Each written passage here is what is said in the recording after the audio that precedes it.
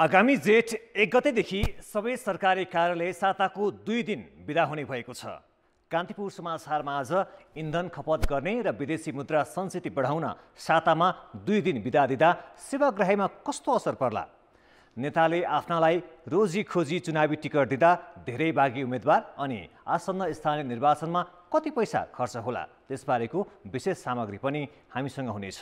अन्तर्राष्ट्रियमा म्यानमारकी नेत्री सूचीलाई भ्रष्टाचारको मुद्दामा जेल सजाय अनि खेलकुदमा क्यानको निर्णयले घरेलु फ्रेन्चाइजी क्रिकेटको भविष्य अन्यलमा परेको प्रसङ्ग।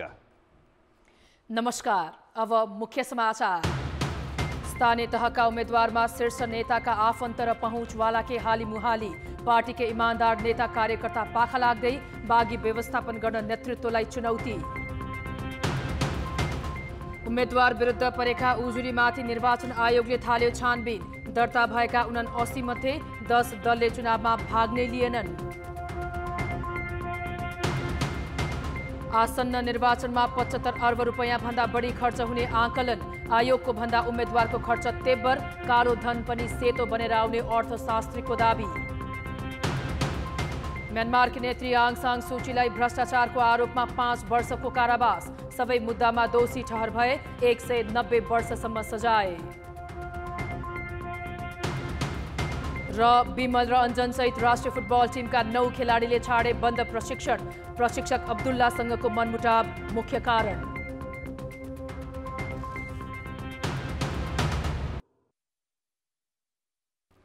स्थानीय तह निर्वाचनका लागि दर्ता भएको मनोनयन विरुद्ध परेका उजुरीमा आजदेखि छानबिन सुरु भएको छ। हिजो उजुरी लिएका निर्वाचन अधिकृतका कार्यालयहरूले आज र भोलि छानबिन गर्नेछन्। निर्वाचन कानुन विरुद्ध हुने गरी परेका उजुरी प्रमाणित भए उम्मेदवारी नै खारेज गर्न सक्ने व्यवस्था छ। आयोगले दिएको जानकारी अनुसार बेरुजु, ठेकापट्टामा संलग्नता, प्रतिनिधि सभाको समानुपातिक तर्फको बन्द सूचीमा नाम रहेको जस्ता विषयमा उजुरी परेका छन्। आपको पद धारण गरेको त्यसकारण उहाँ उम्मेदवार हुन पाउनुहुन्न भनेर उजुरी परेको छ भने कतिपय ठाउँमा उहाँ निर्माण व्यवसायी हो, निर्माण व्यवसायीले गर्न पाउन्न भन्नुभएको छ। हामीलाई सोध्नु भएको पनि छ। हामीले अब हाम्रो ऐन कानुन आचार संहितामा भएका व्यवस्थापनलाई हेरेर यहाँहरूले टुङ्ग्याउने हो। दाबी गर्ने उजुरी दिनेले प्रमाणसहित दिनु पर्यो र त्यसपछि जसको विपक्षमा उजुरी परेको छ उहाँलाई बोलाएर उहाँले तपाईँको हकमा यस्तो उजुरी परेको छ, तपाईँको के छ यसमा डिफेन्स गर्ने कुराहरू भन्नुहुन्छ अनि उहाँ दुवै तर्फका प्रमाण हेरेर निर्वाचन अधिकृतले त्यो दाबी लाग्ने खालको हो कि होइन भन्ने टुङ्ग्याउनुहुन्छ। राजनीतिक दलले एकै स्थानमा 2 व्यक्तिलाई टिकट दिएर मनोनयन दर्ता गराएको पाइएपछि आयोग आधिकारिक उम्मेदवारको नाम दिन दलहरूलाई निर्देशन दिएको छ। यस्तै स्थानीय तह निर्वाचनमा भाग लिनका लागि 79 दल दर्ता भएकोमा देशभर जम्मा 69 दलले मात्रै उम्मेदवारी दिएका छन्। आयोगले 35,221 पदका लागि 1,51,756 जनाको उम्मेदवारी परेको जनाएको छ। 753 स्थानीय तहका प्रमुखमा 3,487, अध्यक्षमा 3,383, उपप्रमुखमा 2,150 र उपाध्यक्षमा 2,399 को मनोनयन परेको छ। यसै गरी ओडा अध्यक्षमा 35,191, महिला सदस्यमा 26,358, दलित महिला सदस्यमा 23,755 र ओडा सदस्यमा 55,320 जनाको उम्मेदवारी दर्ता भएको छ। यो पटकको स्थानीय निर्वाचनमा 1,77,723 मतदाता सहभागी हुँदैछन्। आयोगले बिहिबार उम्मेदवारको नामावली प्रकाशन गर्ने तयारी गरेको छ। 16 वैशाखमा उम्मेदवारले नाम फिर्ता लिने र अन्तिम नामावली प्रकाशन हुनेछ। 17 गते मात्रै उम्मेदवारहरूलाई निर्वाचन चिन्ह प्रदान गरिनेछ। 85% भन्दा बढी मतपत्र छाप्ने काम सकिएको र ढुवानी सुरु भइसकेको पनि आयोगले जनाएको छ। लोकतन्त्रमा आम नागरिकको पहुँच र समावेशी प्रतिनिधित्व बढाउने बाचा गरेका मुख्य दलहरूले जब निर्वाचन आउँछ तब आफन्त र पहुँचमै हुनेहरूलाई काखी च्याप्ने गरेका छन्।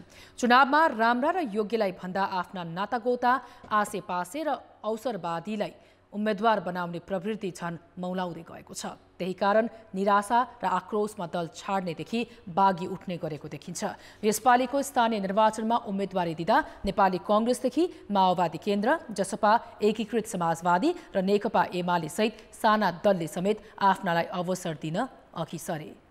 गठबन्धनले उठाएका उम्मेद्वार विरुद्ध छ्यापछ्याप्ती स्वतन्त्र हैसियतमा बागी उम्मेदवारी परेपछि सत्तारूढ दलहरूले पार्टी शक्ति लगाएरै फिर्ता गराउने निर्णय गरेका छन्। धेरै बागी सत्ताको नेतृत्वकर्ता नेपाली काङ्ग्रेसका छन्। प्रधानमन्त्री शेरबहादुर देउवाकै गृह जिल्ला डडेलधुरामा काङ्ग्रेसका असन्तुष्ट पक्षले एमालेसँग मिलेर बागी उम्मेदवारी दिएपछि फकाउने र कारबाहीको क्रम चलिरहेको छ। चितवनको भरतपुर महानगरपालिका सहित अन्य पालिकामा पनि काङ्ग्रेस, माओवादी र एमाले उम्मेद्वार विरुद्ध बागी छन्। विद्रोह पनि होइन यो। अब हामीले रुखका विरुद्धको यो अभियान होइन, चारतारे झन्डाका विरुद्धको यो अभियान होइन। अब हँसे हतौडामा भोट हाल्न नचाहनेले मलाई भोट हाल्ने कुरा हो। यो अधुरो काम पनि पुरा गर्नुपर्ने र त्यसकारणले पनि त्यो म स्वतन्त्र भए पनि उम्मेदवार नबढी नहुनेको कारणले पनि म उम्मेदवार दिनुपरेको आवश्यकता छ। असन्तुष्ट साथीहरूको सङ्ख्या चाहिँ एका छ औँलामा गर्न सक्ने 4-5 जना साथीहरूको हुनुहुन्छ। उहाँहरूसँग हामीले छलफल गरिरहेका छौँ र त्यो त्यति ठुलो समस्या होइन। माओवादी केन्द्रलाई भरतपुरको प्रमुख दिएकोमा काङ्ग्रेसमा असन्तुष्टि देखिँदा शक्तिको आडमा अध्यक्ष पुष्पकमल दाहालले छोरी रेणुलाई दोहोर्याएको आरोप छ। भरतपुरको उपप्रमुखमा माओवादी केन्द्र र चितवनकै रत्ननगरमा एमालेका बागी छन्। काठमाडौँमा काङ्ग्रेस नेता प्रकाशमान सिंहकी पत्नी सिर्जनालाई प्रमुखमा र विराटनगरमा जसपा अध्यक्ष उपेन्द्र यादवले छोरा अमरेन्द्र कुमारलाई उपप्रमुखमा उठाएका छन्। मध्य प्रदेशका मुख्यमन्त्री लालबाबु राउतले श्रीमती, गृहमन्त्री बालकृष्ण खाँडले भाइ, एमाले नेता प्रभु शाहले श्रीमती, एकीकृत समाजवादीका नेता मेटमणि चौधरीले दिदी र भाइलाई चुनावमा उठाएका छन्। अधिकांश दलका नेताहरूले पहुँचका भरमा आफ्नालाई अघि सार्दा धेरै नेता कार्यकर्ता पाखा परेका छन्। पार्टीको एउटा कर्मठ साथी एउटा आवेगको निर्णयले पार्टीको निर्णयभन्दा बाहिर गएर अहिले उम्मेदवारी दिँदै गर्दाखेरि एउटा कुनै एक ठाउँमा हामी निर्वाचनमा हारौँला पनि, कोही ठाउँमा फरक पनि नपर्ला। तर कुरा त्यो होइन। कुरा पार्टीको एउटा कर्मठ साथी आवेगको निर्णयबाट पछाडि फर्केर आउने ठाउँ रहँदैन। एकपटक पार्टीको निर्णय उल्लङ्घन गरिसकेपछि फर्केर आएको साथीहरूको मैले अवस्था देखेको छु। हेटौँडा, सिन्धुपाल्चोक, रुकुम, नवलपरासी, पाल्पा, गुल्मी, अर्घखाँची सहित मध्य प्रदेशका जिल्लामा पनि गठबन्धनसँगै एमाले र मधेस केन्द्रित दलबाट बागी हुनु पहुँचले प्रश्रय पाउनु हो। वीरगञ्ज महानगरमा जसपा र विपक्षी एमाले दुवैका प्रमुखका उम्मेद्वार दलमा पसेको 2 महिना कटेको छैन। दलहरूको यस्तो प्रवृत्ति लोकतान्त्रिक समेत होइन। कान्तिपुर समाचारका लागि जिल्लास्थित ब्युरोहरूको सहयोगमा बाबुराम तिमिलसिना, काठमाडौँ। मुलुकका 6वटा महानगरमध्ये चुनावका बेला प्राय सधैँ भरतपुरको चर्चा बढी हुन्छ। 2074 सालको स्थानीय, प्रदेश तथा सङ्घीय निर्वाचनमा पनि भरतपुरको निकै चर्चा भएको थियो। अहिले पनि यो महानगरमा सत्ता गठबन्धनबाट प्रमुखको उम्मेद्वार बनेकी नेकपा माओवादी केन्द्रकी रेणु दाहाल र राप्रपाको समेत सहयोगमा नेकपा एमालेका उम्मेद्वार विजय सुवेदी बीचको प्रतिस्पर्धा रोचक हुने देखिएको छ। 2074 सालको स्थानीय तहको निर्वाचनमा भरतपुरको नेतृत्वका लागि नेकपा एमाले र नेकपा माओवादी केन्द्रबीच तीव्र प्रतिस्पर्धा भएको थियो। यसपटकको चुनावमा पनि पुनः यिनै दुई दल प्रमुखका लागि भिड्दैछन्। अघिल्लो चुनावमा झिनो मतअन्तरले माओवादी केन्द्रकी रेणु दाहाललाई नतिजा सुम्पेको एमाले यसपटक जित हासिल गर्ने दाबी गरिरहेको छ। एमाले बागमती प्रदेश सांसदको पदबाट राजदमा गर्न लगाएर विजय सुवेदीलाई प्रतिस्पर्धामा उतारेको छ। सुवेदी अहिले भरतपुरलाई अन्तर्राष्ट्रिय स्तरको सहर बनाउने घोषणा साथ मतदाताको घर दैलोमा पुग्न थालेका छन्। 47-88 स्क्वायर किलोमिटर क्षेत्रफल भएको चितवन उपत्यका छ। त्यहाँ भएका सम्पूर्ण पालिकाहरूसँग समन्वय गरेर एकीकृत विकास गरेर 40-50 लाख जनसङ्ख्या अट्न सक्ने अन्तर्राष्ट्रिय स्तरको हामीले सहर बसाउने हो।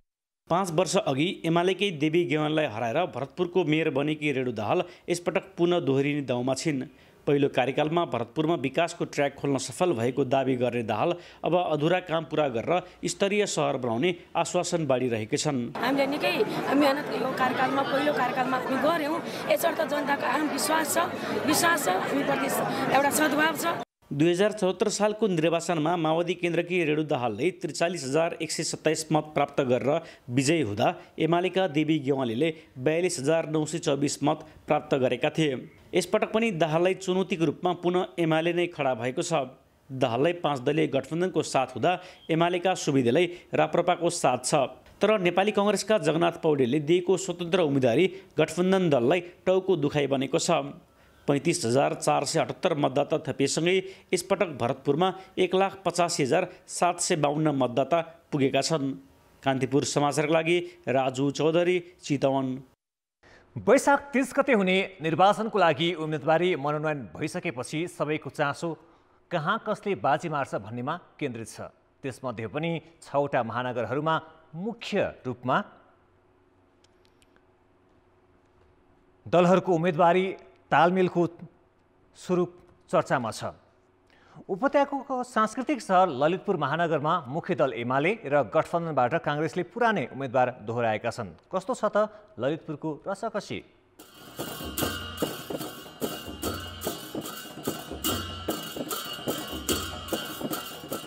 ललितपुर महानगरपालिकामा 1,22,890 मतदाता छन्। तीमध्ये 9,968 नयाँ हुन्। 29 वडा रहेको ललितपुरमा 2074 को चुनाव जितेका चिरीबाबु महर्जनलाई नै सत्ता गठबन्धनका तर्फबाट काङ्ग्रेसले मैदानमा उतारेको छ। नेकपा एमाले पनि अघिल्लो निर्वाचनमा 323 मतको झिनो अन्तरमा हारेका उनैका प्रतिस्पर्धी हरिकृष्ण व्यञ्जनकारलाई उठाएको छ।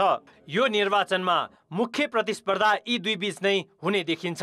राप्रपा, विवेकशील साझा लगायतका दल र स्वतन्त्र गरी प्रमुखमा 14 जनाको उम्मेदवारी परेको छ। 29 वडाका लागि 169 सहित कुल उम्मेदवार 519 जना छन्। चिरीबाबु परीक्षण भइसकेका हुन्। सांस्कृतिक सम्पदा संरक्षणमा काम गरेको भनेर प्रशंसा गरिएका उनी फ्लाइओभर लगायतका चुनावी घोषणा पत्रका बाचा पूरा नगरेको भन्दै आलोचित छन्। व्यञ्जनकार भने मौकाको पर्खाइमा छन्। अघिल्लो निर्वाचनमा एमाले राप्रपासँग तालमेल गरेको थियो भने काङ्ग्रेस र माओवादी केन्द्र एक्लै लडेका थिए। तत्कालीन साझा पार्टीले समर्थन गरेका स्वतन्त्र उम्मेदवार रमेश महर्जनले 13,458 मत ल्याएका थिए। माओवादीका दिनेश महर्जनले 10,661 मत पाएका थिए। यो पटक परिस्थिति फेरिएको छ। काङ्ग्रेसले प्रमुख र उपप्रमुख माओवादी केन्द्रले लिएर गठबन्धनले तालमेल गरेको छ। यी दुईको अघिल्लो मत जोड्दा प्रमुखमा एमालेको भन्दा 11,766 मत बढी देखिन्छ। तर एमाले फुटेर एकीकृत समाजवादी गठबन्धनमा छ। त्यसो त एमाले पनि तत्कालीन माओवादी नेता रामबहादुर थापालाई पार्टीमा लगेर उनको समूहका कारण केही भोट थपेको छ। स्वतन्त्र उम्मेदवारका नाममा गएको 13,000 मत यसपालि कता जान्छ यकिन छैन। त्यसो त थपिएका नयाँ मतदाता 9,000 भन्दा बढी छन्। त्यसैले ललितपुर महानगरमा मतको अङ्कगणित बडो रोचक खालको देखिन्छ। चुनावमा एमाले र काङ्ग्रेस बीचको टक्करबाट एकले बाजी मार्ने आधार बलियो छ। सम्पदा संरक्षण, सफा र सुन्दर नगर, रोजगारी सृजना, सडकको पहुँच ललितपुरका मुख्य मुद्दा हुन्। त्यसमा राम्रो योजना सहित जसले मतदाता आकर्षित गर्छ उसैले चुनाव जित्ने देखिन्छ। कान्तिपुर समाचारका लागि सुबिन्द्र श्रेष्ठ, ललितपुर। अब जनताका आवाज आज हामीले 7 प्रदेशमा सोधेका छौँ। दलमा योगदान भएका भन्दा पनि पहुँच भएकालाई मात्र काखी च्याप्ने प्रवृत्तिलाई के भन्नुहुन्छ? जनताको आवाज जसले बुझाउन सक्छ त्यसैलाई मात्रै पार्टीले पत्याउँछ। हाम्रो नेताहरूको सद्बुद्धि नभएको, क्षमता नै नभएको मान्छेलाई राखेर अलि एकदम नराम्रो गरिरहेको हामीले देखिरहेछौँ। अशिक्षित समाज भएकोले यो पैसाको होरबाजी अलिकता बढ्ता गरिरहेछन्। गुण्डागर्दी प्रवृत्ति हो। राजनीतिमा पनि व्यापारीकरण भइरहेको छ। अहिले हाम्रो समाजको चरित्रै एक खालको चाहिँ पुँजीवादको एउटा चरम रूपमा अगाडि बढेको देखिन्छ। पैसा हेरेर अनि पावर हेरेर मान्छेहरू त्यो काम अहिले गरिरहेको छ। भ्रष्टाचारी गरेर, दलाली गरेर यो सम्पत्तिहरूलाई लुकाउनको लागि आफ्नो नातामा पर्ने मान्छेहरूलाई बढी गराइता दिन्छ। पैसा भएपछि जे पनि हुँदो रहेछ। एकापट्टामा हात भएकाहरू अब पहुँचवालाहरूले चाहिँ टिकट लिने चाहिँ प्रवृत्ति मौलाएको छ। नेताहरूको पछि लागेर झोला बोकेर नेताहरूलाई खराब कुकर्ममा लगाउने प्रवृत्तिलाई काफी च्याप्ने प्रवृत्ति भनिन्छ। पार्टीले चिनेर उनीहरूको मूल्याङ्कन गरेर पार्टीमा जुनसुकै पदहरू पनि दिनुपर्छ। पैसा नभइकन जुनसुकै ठाउँमा पनि अब कार्यकर्ताले पनि नमान्ने, आफू बलियो भने आफ्नो मान्छेलाई माथि पुर्याउने। पैसा नहुने मान्छेसँग त्यो इज्जत, उसको सम्मान र उसको आधार, उसले गरेको कामको कर्तव्यको मूल्याङ्कन नै छैन। यो विकृति हो, राजनीति होइन। पार्टी यो प्रजातन्त्र, लोकतन्त्र, गणतन्त्र प्रति नै जनताको अथवा कार्यकर्ताको, नेताको वितृष्णा हुन्छ। स्थिर सरकार नहुने र अस्थिरता कायमै रहने अवस्था हुन सक्छ।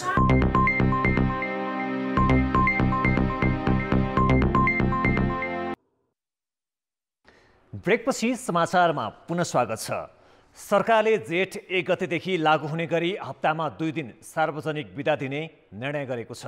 मङ्गलबारको मन्त्री परिषदको बैठकले जेठ 1 गतेदेखि शनिबार र आइतबार 2 दिन सार्वजनिक बिदा दिने निर्णय गरेको सञ्चार मन्त्री ज्ञानेन्द्र कार्कीले बताए। सरकारले 2 दिन बिदा दिने सैद्धान्तिक निर्णय भने गत चैत्र 28 गते बसेको मन्त्री परिषद बैठकले नै गरेको थियो। सरकारले 2 दिन बिदा दिने निर्णय गरेसँगै सरकारी कार्यालय बिहान 9:30 बजेदेखि साँझ 5:30 बजेसम्म खुल्ने समय कायम गरिएको छ। विदेशी मुद्रा संस्थिति घट्दो र शोधनान्तर घाटा बढ्दो स्थितिले अर्थतन्त्रमा जोखिम बढेपछि सरकारले सार्वजनिक बिदा बढाउने निर्णय गरेको हो। पेट्रोलियम पदार्थको आयात घटाई विदेशी विनिमय संस्थिति बढाउन सरकारले विभिन्न 10 वटा वस्तुमाथि पूर्ण बन्देज लगाउने निर्णय गरिसकेको छ। अब जनमतको अन्तिम परिणाम। जनमतमा हिजो हाम्रो प्रश्न थियो, सरकारले व्यक्तिगत आयकरको सीमा पुनरावलोकन नगर्नुलाई के भन्नुहुन्छ? ए, खर्च अभावको डर, बी, मध्यम वर्गप्रतिको व्यवस्था र सी, अर्थ मन्त्रालयको पुरानै सोच। जनमतको अन्तिम परिणाम यस्तो छ। ए, खर्च अभावको डरमा 29%, बी, मध्यम वर्गप्रतिको व्यवस्थामा 47% र सी, अर्थ मन्त्रालयको पुरानै सोचमा 24% मत प्राप्त भएको छ। स्थानीय तह मातहत रहेको विद्यालय शिक्षा लथालिङ्ग जस्तै छ। धेरैजसो स्थानीय तहले न शिक्षाका आवश्यक ऐन नियम बनाउन सके न त स्थानीय पाठ्यक्रम कार्यान्वयन नै गर्न सकेका छन्। त्यति हुँदा पनि आसन्न निर्वाचनका लागि प्रमुख राजनीतिक दलले जारी गरेको घोषणापत्रमा शिक्षालाई प्राथमिकता दिन सकेका छैनन्। स्थानीय तहको चुनावमा उम्मेदवारहरू शिक्षा क्षेत्रको सुधारको नारासहित मत माग्न सुरु गरे पनि दलले जारी गरेको घोषणापत्रमा धेरै प्राथमिकतामा परेको छैन। नेपाली काङ्ग्रेसले प्राविधिक शिक्षामा जोड दिँदै गाउँ तथा नगरपालिकामा व्यावसायिक सिप विद्यालय र एउटा सुविधा सम्पन्न अगुवा विद्यालय सञ्चालनलाई प्राथमिकता दिएको छ। हरेक वडामा कम्तीमा एक नमुना प्रारम्भिक बाल विकास र फरक क्षमता भएका र आर्थिक तथा सामाजिक रूपमा पछाडि परेका विद्यार्थीलाई विशेष विद्यालय र छात्रवृत्तिको व्यवस्था गर्ने काङ्ग्रेसको घोषणापत्रमा उल्लेख छ। नेकपा एमाले प्राविधिक शिक्षा र साक्षरतामा जोड दिएको छ। एमालेको घोषणापत्रमा हरेक प्रदेशमा सरकारी मेडिकल कलेज निर्माण, मदन भण्डारी विज्ञान प्रविधि विश्वविद्यालय र विदुषी योगमाया आयुर्वेद विश्वविद्यालय स्थापना गर्ने उल्लेख छ। माओवादी केन्द्रले हरेक गाउँ तथा नगरपालिकामा बहुप्राविधिक शिक्षालय सञ्चालनमा जोड दिएको छ। हिमाली भेगका सबै पालिकामा आवासीय विद्यालय र दरबन्दी अनुसार शिक्षाको व्यवस्था गरिने माओवादीको अपिलमा उल्लेख छ। विज्ञले भने प्रमुख राजनीतिक दलले घोषणापत्रमा शिक्षालाई प्राथमिकता दिन नसक्दा चुनौती बढेको बताएका छन्। ऐन कानुन बनाउनु पर्यो। ऐन कानुन कस्तो? त्यो स्थानीय तहमा आर्थिक भेदभाव बिनाको चाहिँ मतलब चाहिँ गुणस्तरीय शिक्षा, रोजगारमूलक शिक्षा, व्यावसायिक र प्राविधिक शिक्षा चाहिँ हामी यसरी दिन्छौँ भन्ने किसिमको चाहिँ प्रतिबद्धता आउनु पर्थ्यो। भनेपछि त्यो ऐन कानुनसम्म कुराहरू पनि आएको छैन। नेकपा एकीकृत समाजवादीले सरकारी विद्यालयको पठन पाठनको स्तर सुधारलाई प्राथमिकता दिएको छ। उसले विद्यार्थीलाई स्वरोजगार बनाउने गरी पाठ्यक्रम परिमार्जन गर्ने जनाएको छ।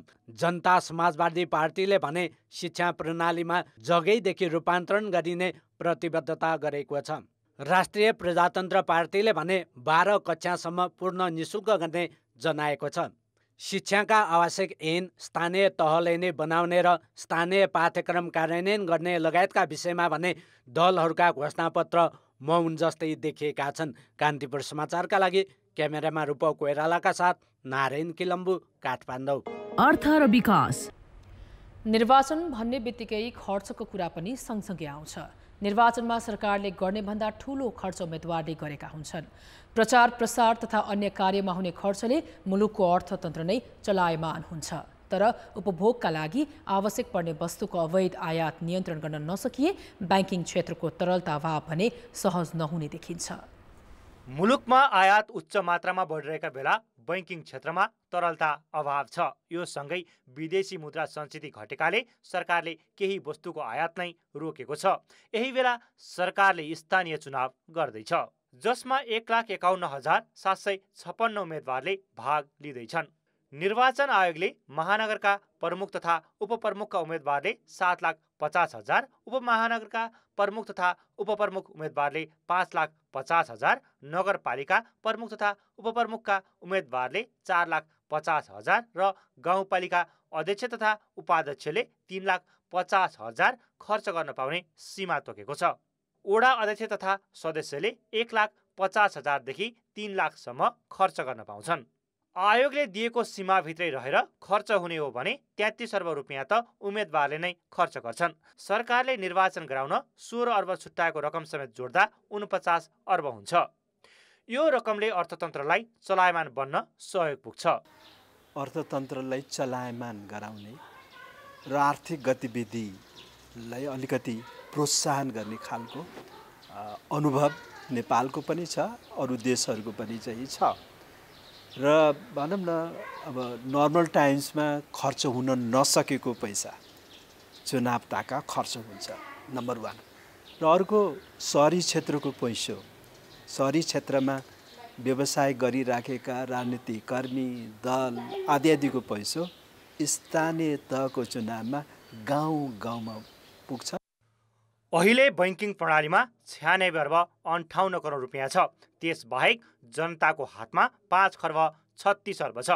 बैंकिङ प्रणाली बाहिर रहेको रकमको 5% बराबर कालो धन पनि सेतो बनेर आउने अर्थशास्त्री बताउँछन्। यसरी हेर्दा औपचारिक तथा अनौपचारिक गरी 75 अर्ब रुपियाँ हाराहारीमा खर्च हुने आकलन गर्न सकिन्छ।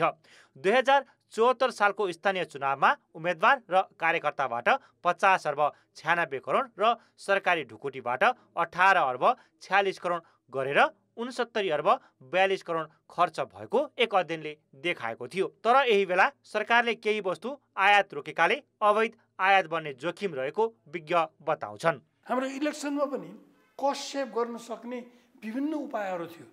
त्यो उपायहरू हामीले अपनाउन अहिले कोसिस गरेकै छैनौँ। नगरौँ, धेरै भोटहरू बिग्रिन्छ भन्ने मात्र छ भावना, कसरी हुनसक्छ भन्नेतिर हामी जान सकेनौँ। यसले गर्दाखेरि अननेसेसरीली खर्च अत्यधिक वृद्धि भइरहेछ। त्यसले गर्दाखेरि मुद्रास्फीति पनि बढ्ने भयो। एक त डिमान्ड बढी भइराख्ने हुनाले अब बेहिसाबसँग वस्तुहरू अहिले नै कृषिजन्य वस्तु 3 खर्बभन्दा बढीको आयात भइसक्यो हाम्रो देशमा। उम्मेदवारले गर्ने कुल खर्चको 43% रकम त कार्यकर्तामा जान्छ। सहरी क्षेत्रमा रहेको रकम गाउँमा पुग्ने र प्रचारका क्रममा त्यहाँका कार्यकर्ताको हातसम्म यो रकम पुग्नेछ। तर यसले अवैध रूपमा बढाउने आयात र महँगीमा भने सरकार सचेत हुन जरुरी छ। कान्तिपुर समाचारका लागि क्यामेरामा राजेन्द्र महर्जनका साथ सुदिल पोखरेल, काठमाडौँ। सरकारले 10 वस्तुको आयातमा पुनः रोक लगाएको छ। उद्योग वाणिज्य तथा आपूर्ति मन्त्रालयले राजपत्रमा सूचना प्रकाशित गरेर कुरकुरे, कुरमुरे, लेज, सबै प्रकारका तयारी मदिरा, सुरोट तथा सुर्तीजन्य वस्तु आयातमा रोक लगाएको हो।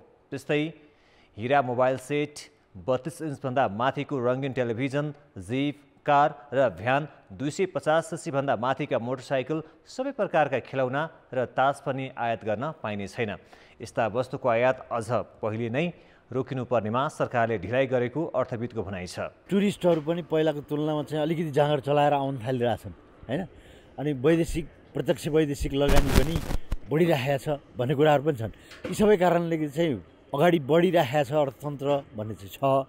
तर पनि के हो भने यो निर्णय अलि पहिल्यै गर्नुपर्ने कुरो ढिला सुस्ती भएर आएको हुनाले हामीलाई चाहिँ साँच्चै नै यो खसिँदै गएको कि भन्ने भान पर्या हो। खेलकुद समाचार। नमस्कार, कान्तिपुर खेलकुद समाचारमा स्वागत छ। मुख्य प्रशिक्षक अब्दुल्ला अलमुताइरीसँगको विवादका कारण राष्ट्रिय फुटबल टिमका 9 खेलाडीले बन्द प्रशिक्षण छोडेका छन्। एसिया कप छनौटको तयारीमा रहेका खेलाडीले बिना जानकारी गैराती होटल छोडेका हुन्। डिफेन्डर रोहित चन्द र प्रशिक्षक अब्दुल्ला बीच सुरु भएको मनमुटावले यो रूप लिएको बुझिएको छ। बन्द प्रशिक्षण छोड्ने खेलाडीमा सुजल श्रेष्ठ, अन्जन बिष्ट, विमल घरती मगर, तेज तामाङ, सुमन अर्याल, अनन्त तामाङ, विशाल राई र विशाल श्रेष्ठ छन्। सुरुवातमा रोहित र प्रशिक्षक अब्दुल्ला बीच होटल र होस्टल व्यवस्थापनको विषयमा मनमुटाव बढेको थियो। त्यही कारण रोहितले एक साता अघि नै अभ्यास छोडेका थिए। यही विषयले उग्र रूप लिँदा अन्य खेलाडीले समेत अभ्यास छाडेका हुन्। 9 खेलाडीले प्रशिक्षण छाडेर सम्पर्कविहीन भएको टिम व्यवस्थापनले बतायो। तर खेलाडीले भने होटल छोडेर एन्फा अध्यक्ष कर्मा छिरिङ शेर्पासँग छलफल गरेका छन्। 9 खेलाडी अभ्यासमा नआएपछि प्रशिक्षक अब्दुल्लाले विकास तामाङ, सुशील राई, शिव गुरुङ, विमल गाहामगर र शेषहाङ आङदेम्बेलाई बोलाएर अभ्यास भने जारी राखेका छन्। प्रशिक्षक अब्दुल्लाले आफूले खेलाडीलाई केही नभनेको टिम व्यवस्थापनलाई बताएका छन्। नेपाली टिम एसियन कप छनौटको अन्तिम चरणको तयारीमा छ। नेपाल क्रिकेट सङ्घ क्यानले यही वर्षदेखि T20 क्रिकेट लिग गर्ने तयारी गरेको छ। कुनै पनि देशको क्रिकेट बोर्डले एउटा मात्र फ्रेन्चाइज लिगलाई आधिकारिक मान्छ।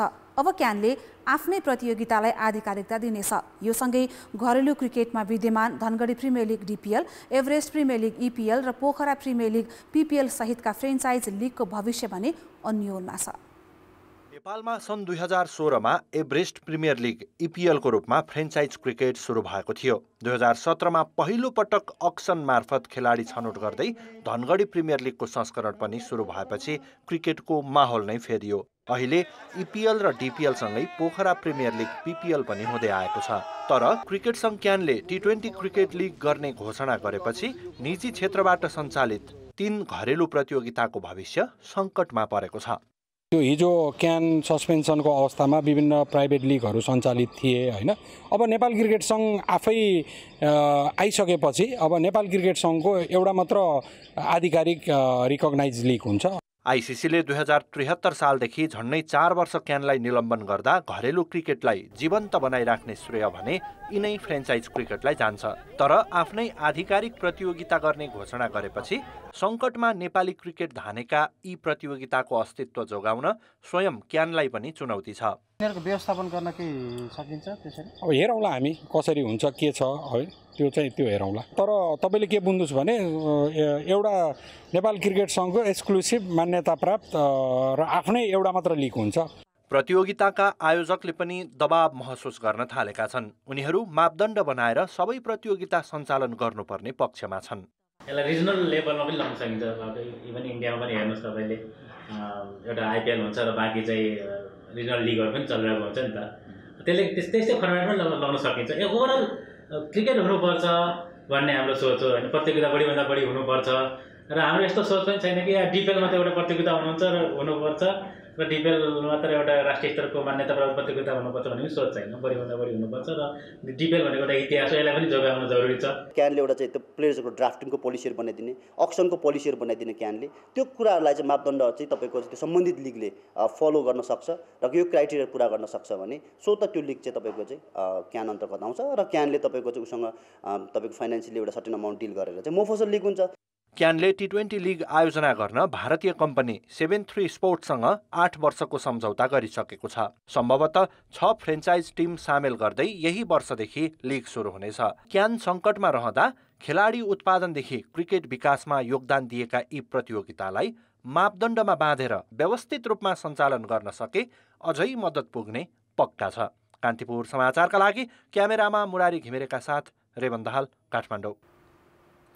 नेपालले आइसिसी विश्वकप क्रिकेट लिग 2 अन्तर्गत आगामी जुनमा अमेरिकामा खेल्ने त्रिकोणात्मक सिरिजको खेल तालिका सार्वजनिक भएको छ। सिरिजमा नेपाल, अमेरिका र ओमान सहभागी छन्।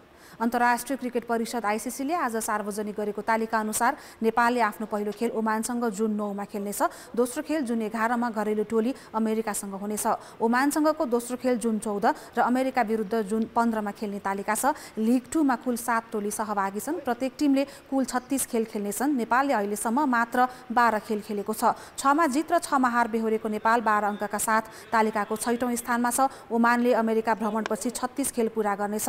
अमेरिकाले अहिलेसम्म 18 खेल खेलेको छ। तालिकाको शीर्ष स्थानमा ओमान छ। अमेरिका तेस्रो स्थानमा छ। दोस्रो स्थानमा स्कटल्यान्ड छ। शीर्ष 3 टिमले एक दिवसीय विश्वकपको ग्लोबल छनौट खेल्न पाउनेछन्। पुछारका 4 टिमले प्लेअफ खेल्नुपर्नेछ। अहिले नेपाली टोली जिम्बाब्वे ए टिमसँगको एक दिवसीय र T20 सिरिजको तयारीमा छ। जिम्बाब्वे ए विरुद्धको सिरिज पर्सिबाट TU मैदानमा हुनेछ। खेलकुद समाचार अहिलेलाई यति नै। अब मौसम सम्बन्धी जानकारी।